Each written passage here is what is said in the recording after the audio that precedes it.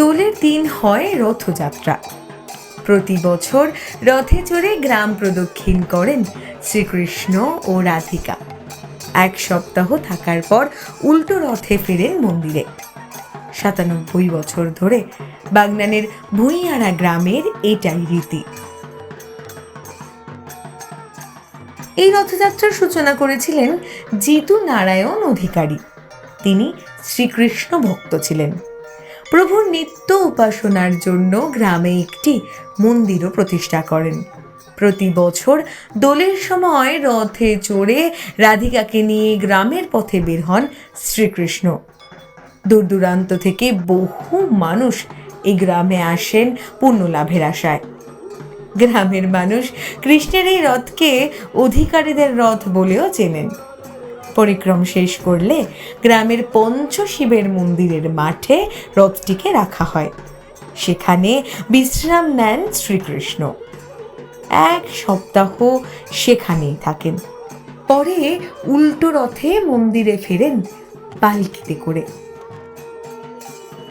যে বিগ্রহ ঠাকুর, এই বিগ্রহ ঠাকুর ৯৭তম বছর এবছর।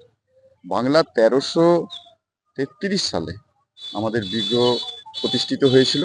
আমার দাদুর বাবা জিতু নারায়ণ অধিকারী এই বিগ্রহ শুরু করেছিল, প্রতিষ্ঠিত করেছিল। তার ঠিক ৮ থেকে ১০ বছর পর আমাদের রথযাত্রা শুরু হয়। আমাদের মন্দির শ্রী শ্রী শ্যামসুন্দর জিউ মন্দির থেকে ওই রথকে নিয়ে আসা হয় আমাদেরই গ্রামে শিব মন্দিরে। শিব মন্দিরটা পঞ্চগ্রামের শিব মন্দির। এই শিব মন্দিরের সঙ্গে আমাদের মন্দিরের একটা বহু পুরানো সম্পর্ক আছে। সেই সম্পর্কের স্বার্থেই বহুদিন থেকে প্রচলিত। সেই শিব মন্দিরের কাছে আমাদের রথ থাকে, মাসির বাড়ি হিসাবেই এখানে থাকে। আবার ফিরতি রথে এই রথ থেকে আমরা দোলায় করে ঠাকুরকে নিয়ে এসে রথে চাপাই এবং এখান থেকে রথে করে ঠাকুর আবার বিগ্রহ আমাদের মন্দিরে ফিরে যায়। তাদেরকেও আমরা ওই পোশাক বিতরণ করি। অ্যাকচুয়ালি যে যতদিন রথটা আমার জ্ঞান হতো দেখেছেন কাঠেরই ছিল। এর ডিজাইনটা আলাদা ছিল।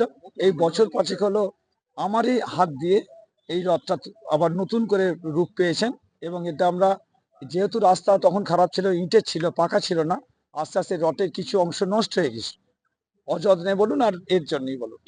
তা থেকে আমরা আবার রথটাকে মডিফাইড করি। নতুন একই সাইজ আছে, একই হাইট আছে, সবই আছে, আমরা খালি এটাকে নতুন রূপ দিয়েছি। দোল পূর্ণিমা থেকে আগামী ৭ দিন গোটা গ্রাম মেতে ওঠে উৎসবে। মেলা চলে নারায়ণ সেবাও।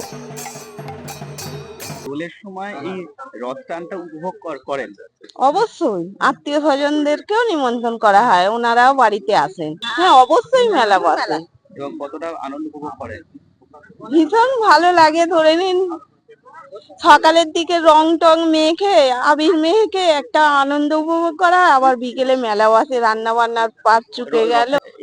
এখানে এসে আমার খুবই ভালো লাগে। রথে দোলে টান দেন? হ্যাঁ, রথে টান।